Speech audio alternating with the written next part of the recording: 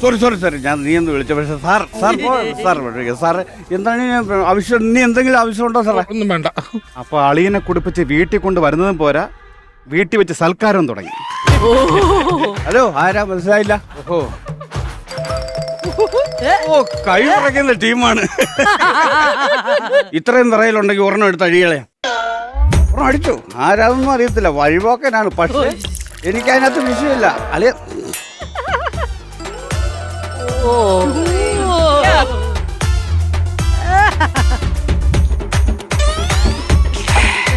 ഇങ്ങനെയാണ് സാധനം തീരും.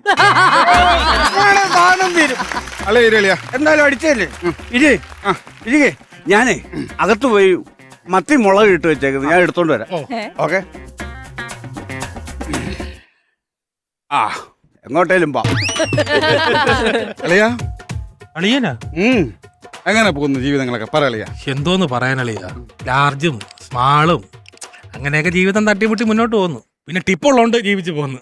ചില നാറുകൾ ടിപ്പും തരത്തില്ല. പക്ഷെ അളിയ ഞാൻ ടിപ്പ് തരും.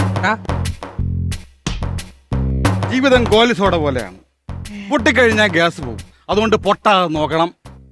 My tip. അല്ലേ, മത്തി അപ്പുറത്തായിരുന്നു വെച്ചേ.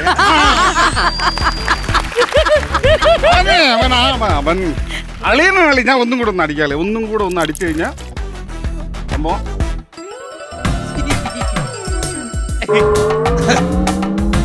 മത്തി മുളക് ഇട്ടത് താണ്ടിരിക്കുന്നു.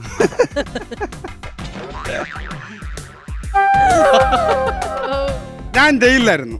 ആയിരുന്നോ? തിരിച്ചു വന്നപ്പോ എനിക്ക് ആരും ഇല്ല എന്ന് കരുതി. പക്ഷെ എനിക്ക് തെറ്റി. ഇപ്പൊ എനിക്കൊരു പെങ്ങളുണ്ട്, ഒരു അളിയനുണ്ട്. അവരിപ്പോ അളിയന്മാരായി. വെള്ളം ഭയങ്കര വെള്ളമാണ്. അത് ആദ്യത്തെ ഒഴി കണ്ടപ്പോ അളിയ, എന്റെ പെങ്ങളെ അളിയൻ കണ്ണുനീര് കുടിപ്പിക്കരുത്. ഇവനെങ്ങനെയാണ് നിന്റെ പെങ്ങളെ കണ്ണീര് കുടിപ്പിക്കുന്നത്? എനിക്ക് പെഗ് കുടിപ്പിക്കാൻ അറിയാമോ, കണ്ണീര് കുടിപ്പിക്കാൻ അറിയാമോ? അത് ഞാൻ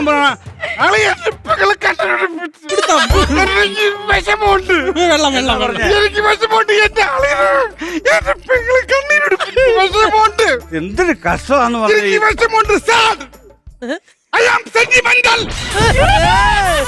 ഈ ദേഹത്ത് ഇത്രയും മാംസം ഉണ്ടായിട്ട് ഒരു പെഗിൽ പെരുത്തല്ലോ നീ. സങ്കടമുണ്ട്. എന്റെ പെങ്ങളെ വിഷമിപ്പിക്കരുത്. ചെറിയ വിഷമമുള്ള സ്ഥിതിക്ക് അദ്ദേഹത്തിന് നമുക്കൊന്ന് എൻജോയ് ചെയ്യിപ്പിക്കാം. ഓക്കെ അല്ലേ?